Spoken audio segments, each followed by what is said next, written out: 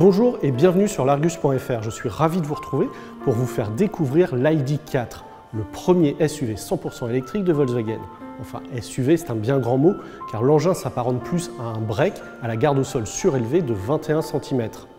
Côté style, l'ID4 reprend les codes initiés sur l'ID3, avec notamment sa signature lumineuse qui court sur toute la largeur de la calandre, un détail que l'on retrouve également à l'arrière, avec en plus un effet 3D. Sur le profil, pour alléger le style, les arches de pavillon ainsi que le toit offrent un coloris contrasté. Côté dimension, cette ID4 est à peine plus grand que le Tiguan. En revanche, son empattement de 2,77 m le rapproche de la version Tiguan Allspace, ce qui augure d'une très bonne habitabilité.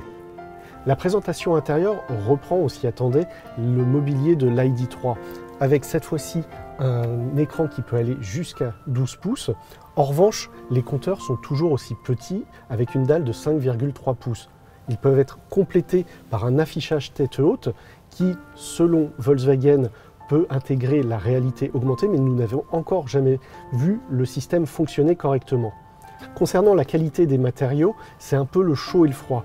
Le chaud parce qu'il y a certains revêtements qui sont de très bonne facture, comme la sellerie ou encore la coiffe du tableau de bord. Et il y a d'autres éléments, d'autres plastiques très durs, notamment sur les zones de contact, comme la poignée de porte, qui sont juste inadmissibles à ce niveau. On croirait des pré-séries.